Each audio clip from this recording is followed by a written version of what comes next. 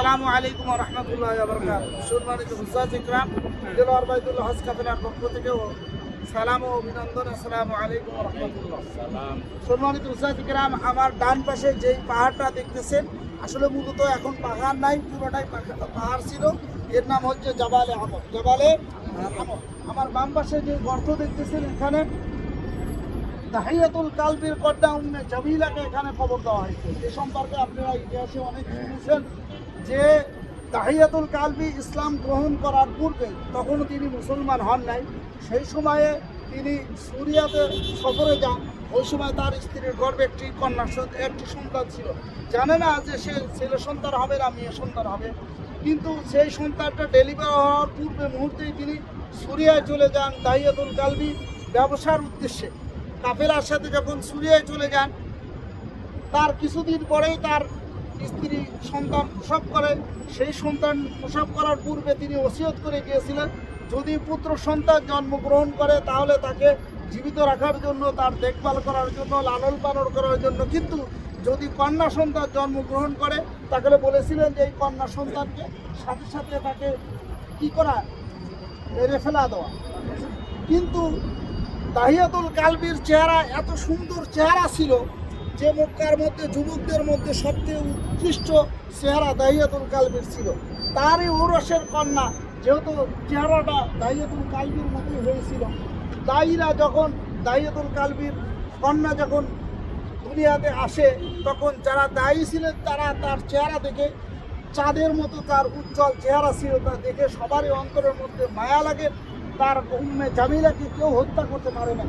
দেখা যায় তার মা যখন সন্তান পেয়েছে, যেহেতু স্বামীহারা ছিল, তার স্বামী সুরিয়াতে গেছে ব্যবসা করার জন্য, তখন তিনি চিন্তা করছিলেন এই সন্তানকে যদি আমি লালন পালন করি, একটু বড় হওয়ার পরে যখন তার বাপ দেখবে, যখন বাবা ডাকা শিখবে, তখন তার বাপ আর এই মেয়েকে হত্যা করতে পারবে না।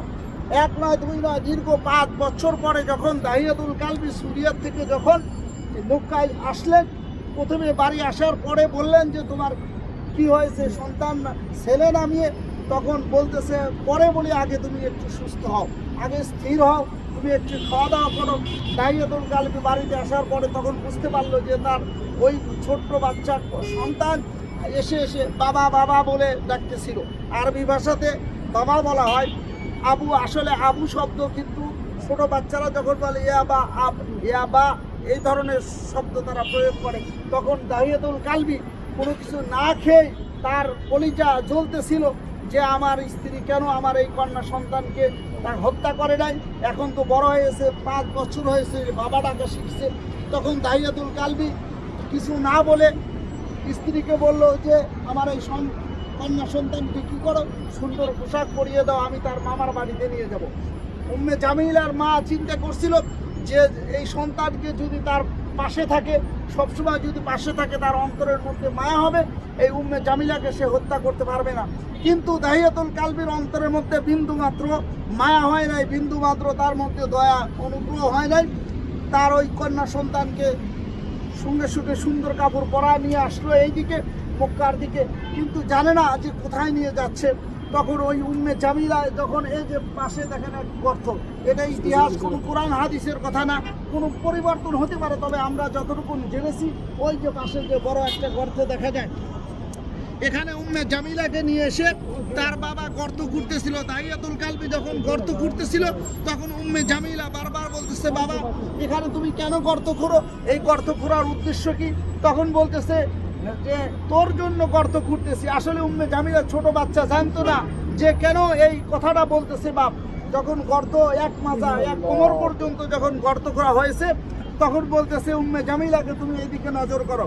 উম্মে জামিলা যখন ওখানে নজর করছে, তখন বাবা পিছন থেকে ধাক্কা দিয়ে জামিলাকে গর্তের মধ্যে ফেলে দিছে পিছন থেকে। তারপরে মাথার উপরে পাথর, বড় একটা পাথর নিয়ে মাথার উপর মারছে।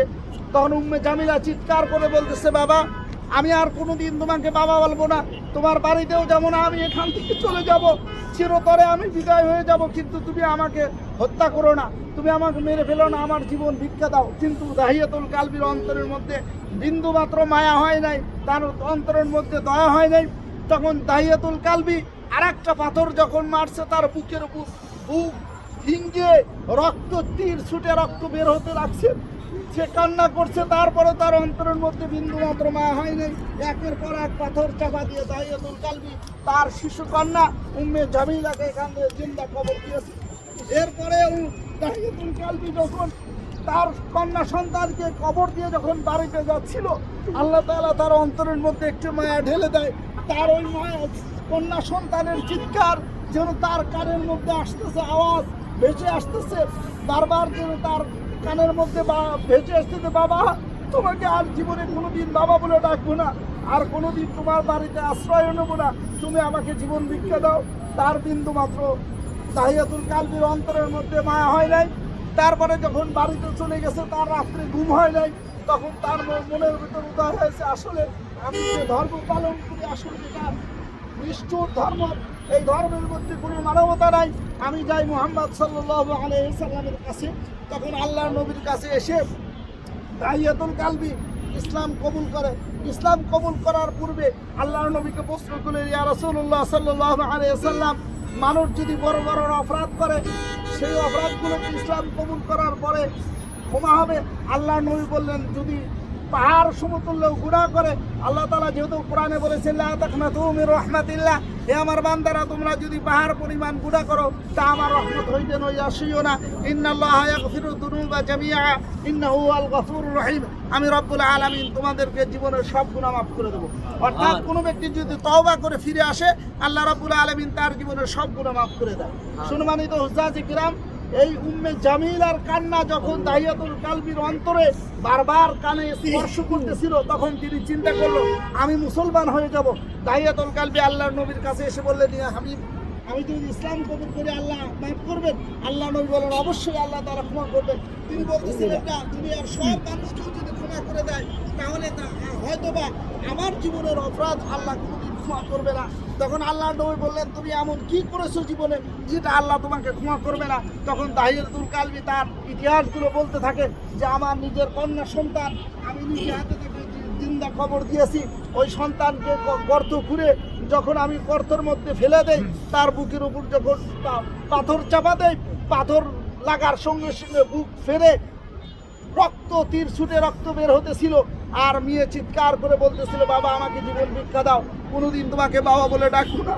আল্লাহর নবী এই কথাগুলো শুনছেন, আর চোখ বেয়ে বেয়ে পানি তারি ভিজে ভিজে জমিনে পড়তেছিলেন যে মানুষ এত নিষ্ঠুর হতে পারে, নিজের ঔরসের কন্যা সন্তান তার নিজে হাতে সে জিন্দা কবর দিতে পারে, এমন দৃষ্টান্ত।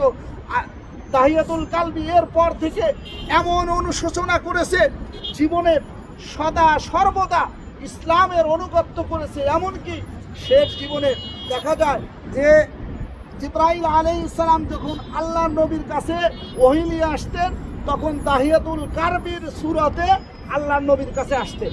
অর্থাৎ দাহিয়াতুল কালবি এত কঠোর থাকার কারণে, ইসলামের জন্য এত দুশমন হওয়ার পরে, এত বড় অপরাধ করার পরেও যখন সে অনুশোচনা করছে, তওবা করে ফিরে এসেছে, আল্লাহ তাআলা তাকে এত প্রিয় বানিয়েছিলেন যে জিবরাইল স্বয়ং দাহিয়াতুল কালবির সূরতে আল্লাহর নবীর কাছে এসে ওহী প্রেরণ করতেন।